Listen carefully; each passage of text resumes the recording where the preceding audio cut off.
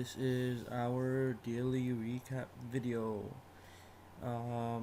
This is for May the 19th, and we are looking at 11:23 a.m. and we're just gonna go over a couple of our trades and maybe we can discuss how they went and how we could have been better, and maybe possibly how we might have saved ourselves. So again, before we start, keep in mind just 365 um, $365 for 3 months, for 6 months, sorry, is expiring at the end of May.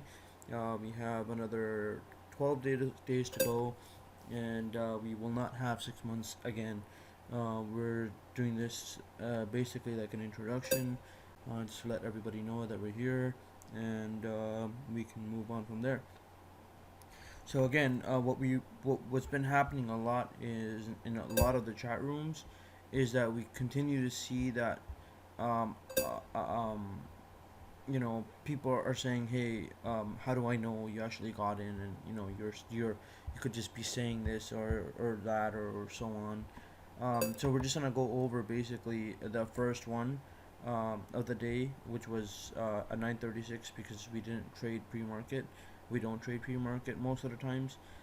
So we're looking at 9:36 here, and so basically we bought XGTI at 12 cents yesterday, and we sold it at 14 cents. Sold half at 14 cents. We're still holding the other half, and actually, we sold the other half as well. I'm so sorry. I'd like to correct myself on that. The other half was sold at even, so we made $166 from there. But as you can see here, got 1,000 worth of KOOL at 233, just to see where it kind of takes us and see what the possibilities are. And we put a stop loss at 220. Obviously, didn't hit our stop loss. It kind of just moved up. So that's what we had there. And in terms of looking at KOOL and looking at the price action for KOOL, we'll just go down here and type in finviz.com, and if it likes to load up, we will go to the page and we will look at the chart and see the price that we got in at, and possibly uh, you know where it could be headed and where it is now. And oh, there you go. So the internet does work in Canada. That's pretty cool. All right, so we're looking at KOOL here. It did see a high of 3, and I think it can move a little bit higher. It possibly, there's a chance. We're still holding our other half, and we're gonna see where that takes us. So I think we could possibly see, like, 325 to 350. That makes more sense for me. And yeah, let's see what happens. But this is basically what we're looking at. This thing did not gap from 23 cents up to $4. This was a reverse split. So yeah, that did not happen. So this is basically what we're looking at. This was the one of the biggest movers of the day, as you can see down here. And then our old buddy PRGN, the one we originally alerted at 33 cents almost 3 weeks ago, and it went as high as I believe 350 or $4.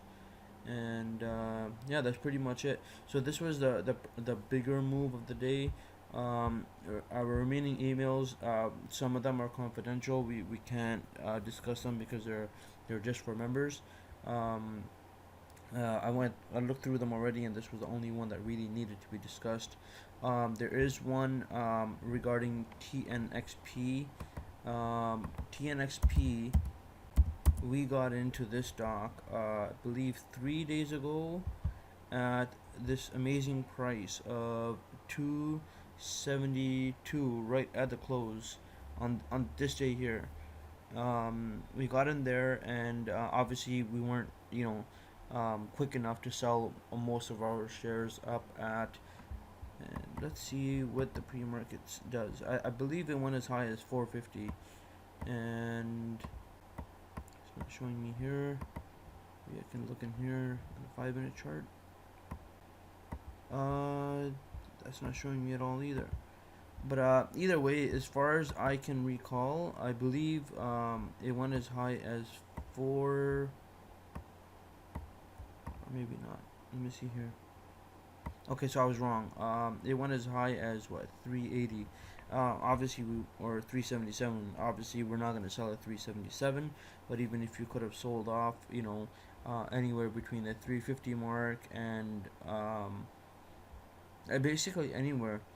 We got it on like the first red candle, which was around the 350 mark, and you know, we had enough of that, so it worked out well for us. So that was a nice swing trade.